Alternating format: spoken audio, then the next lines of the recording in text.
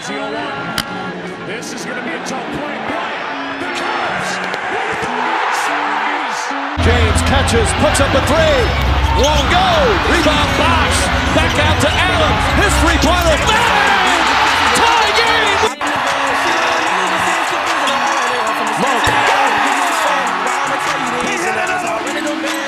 Back today, so I got time to be tripping and writing no love song. Yeah, writing no love song. We all experience love loss. Yeah.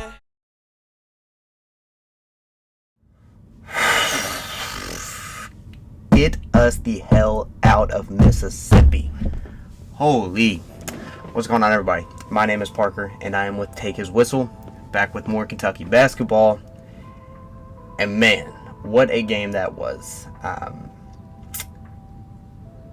I think that I should start this video out by saying that since I have been making these videos, I've said it a few times, but I really want to say it again and really just dive into it. I've said multiple times that basketball is a strange sport. Basketball is strange. And what I mean by that is there's so much that goes into that, but the latest example is not only how this game played out, but the fact that this game played out practically the exact same way with just different scenarios as last Wednesday when we played LSU. Same thing happened, but in reverse. In reverse this time. It went good. It went for the Big Blue this time. If you're living under a rock, you probably didn't see it, so I'll tell you guys. Kentucky went into Mississippi State and won 91-89 on a game where we were down by 12-14, which felt like majority of the game. We kind of just chipped little by little, and we found ourselves with the lead. We came back with the lead. Humongous shot by Mississippi State player. Let's see, his name was Josh Sheppard, and I'm sorry, this is actually news to me, but Josh Sheppard is supposedly the best freshman in the SEC. I had no idea. I said last video that I had not watched a single second of Mississippi State basketball. Had no idea who the guy was. Didn't know he was a freshman. Didn't know he was popping off the way he was.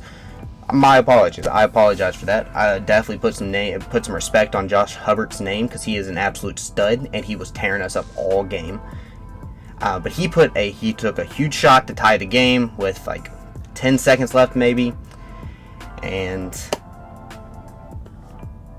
it's not who you think. We hit a game winner, and it's not who you think. It wasn't Rob Dillingham. It wasn't Antonio Reeves. It wasn't Justin Edwards, who we'll get into him later. It was Reed Sheppard, and some people were like, "Yeah, sure, yeah, I'd expect Reed Sheppard to hit that shot," and I guess you could say so, but no, it was Reed Sheppard who was the one to take down the Bulldogs almost single-handedly. Honestly, almost single-handedly he did so. Like I said, basketball is strange. Another reason is because Kentucky had a cool down. We just simply had a cool down, and then it was a strange game. You know, we started out really slow. We got down by like 11 and only had 3 points on the board. We then caught fire. We hit like 4 of our next 5 3-pointers, and then we went cold again.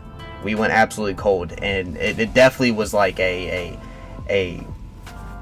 you could tell that either it was a hangover or just, you know, like something was different than what we saw on Saturday against Alabama. We were not shooting the ball the same at all. Not at all. Let's first and foremost, let's give our roses to Reed freaking Sheppard. Reed Sheppard had the game of his life, and cemented himself with Justin Edwards last Saturday in the Kentucky history books as he put up 32 points, 7 assists, 5 boards. He also had a handful of steals and a humongous block. I think he had 2 blocks, but 1 huge block on a 3-pointer very late in the game. Reed Sheppard just great. And I think I said either last video or the video before, like, I said that Reed, as well as Trey Mitchell, who didn't play, but as also with Trey Mitchell, are 2 guys that are the glue of this team.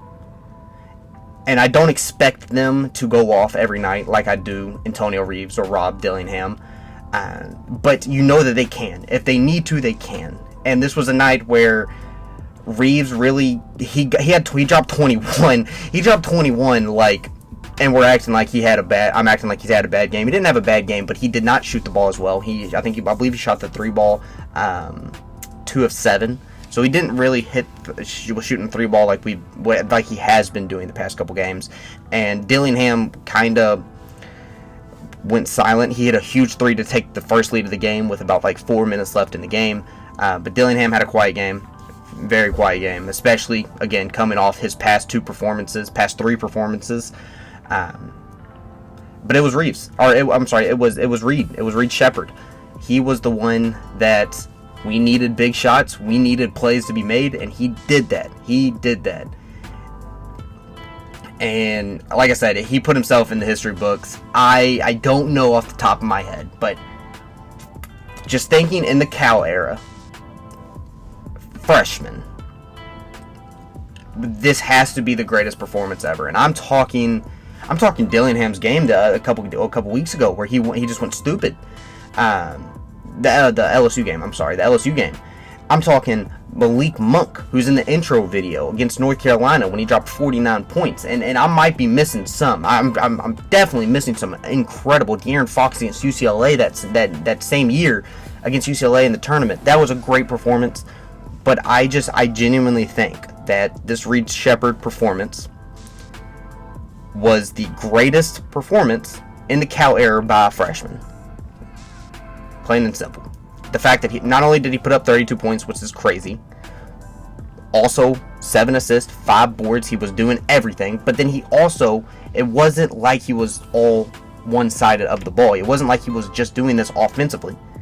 He had great steals, huge steals, especially when I said we were chipping away. He had a breakaway steal. He had a couple breakaway steals, actually. And then, like I said earlier, that huge block late in the game, a 3-pointer, he blocked it.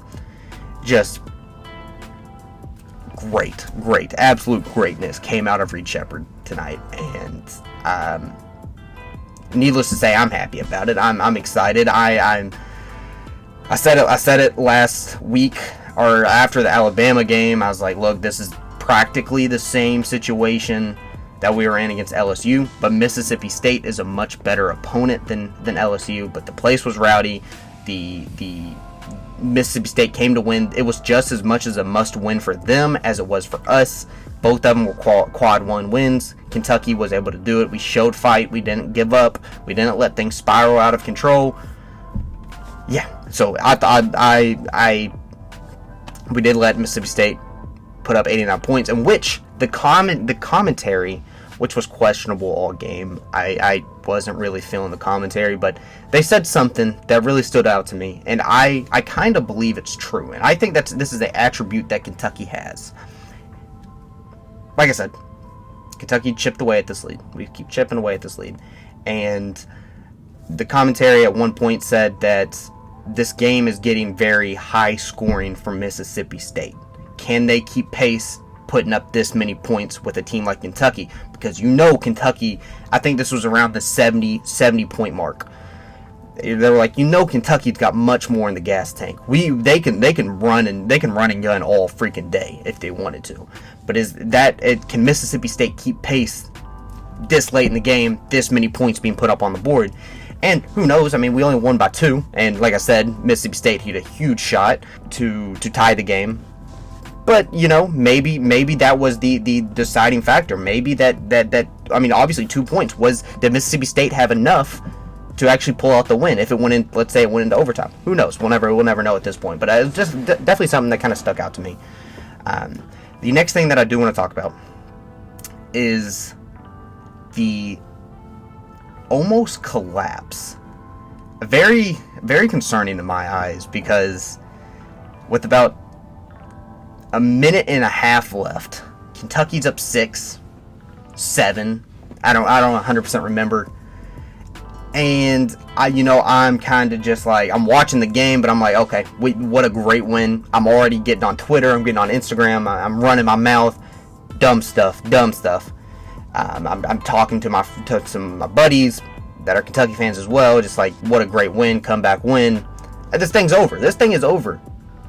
But yet it still came down to the last shot. Mississippi State tied the game.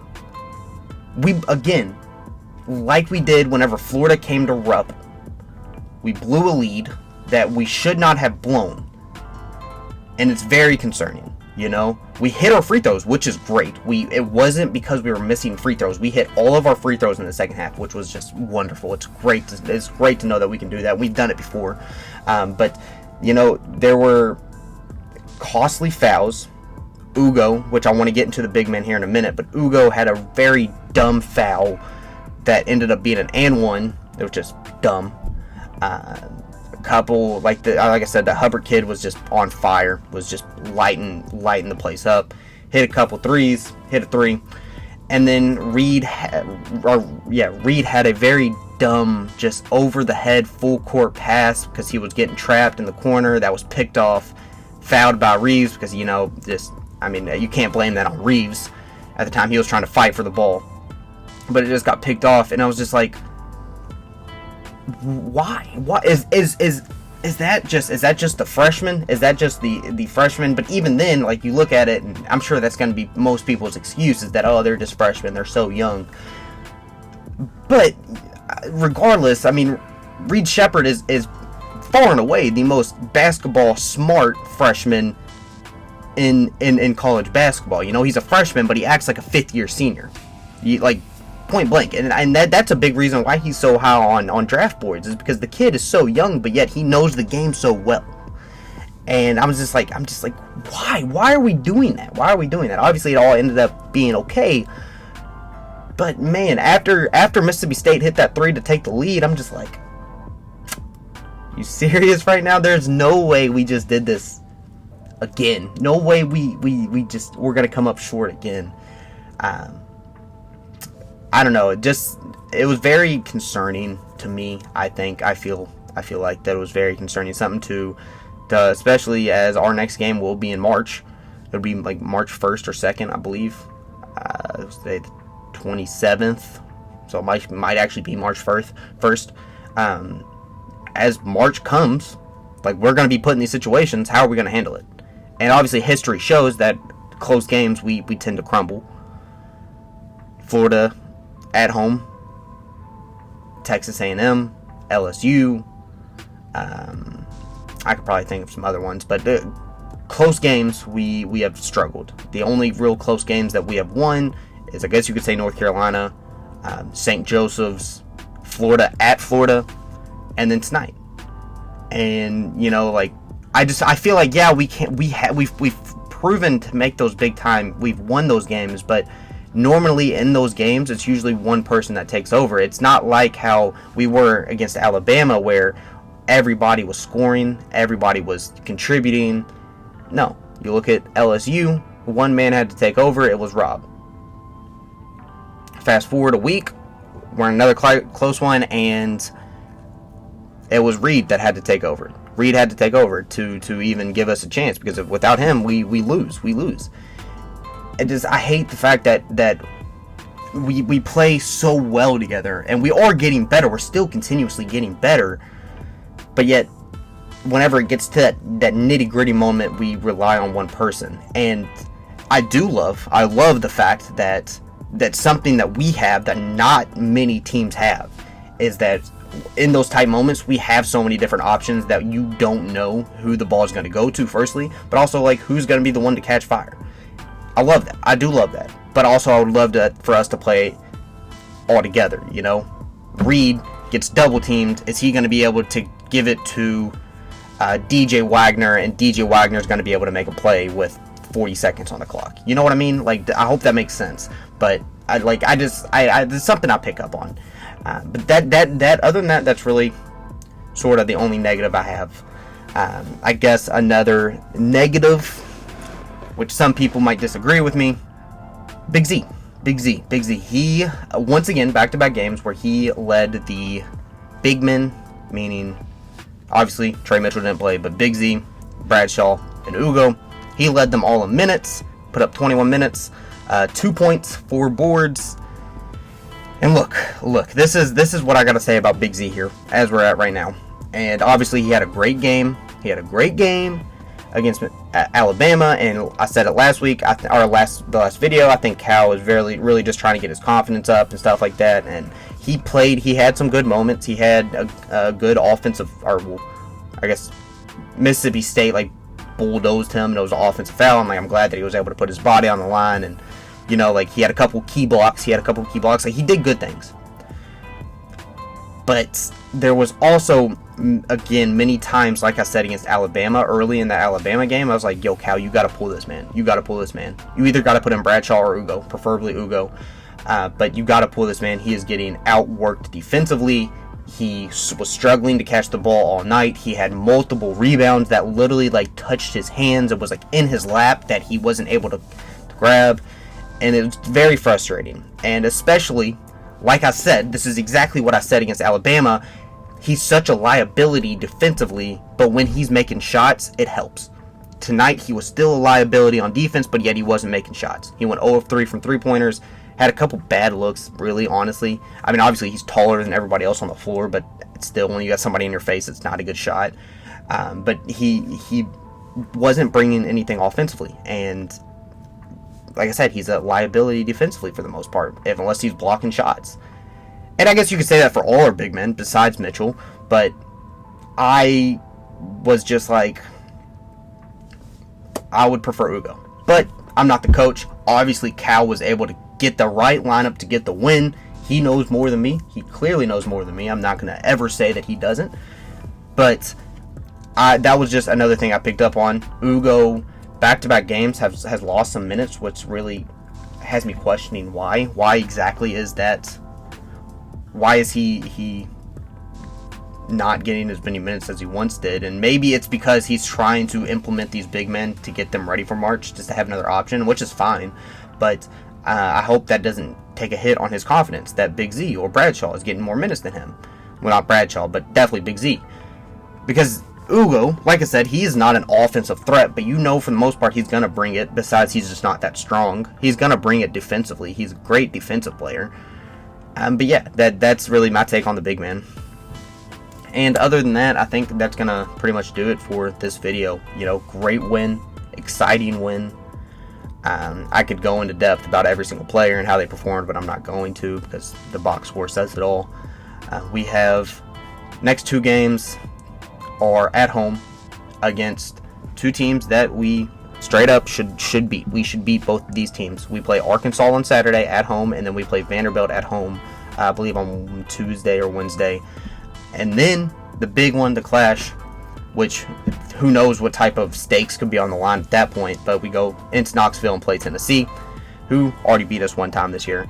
So, hopefully, if you're expecting anything, I would expect a lot of minutes from Aaron Bradshaw, Big Z, Jordan Burks these next couple games. I guarantee that Cal's are going to try to play them as much as possible.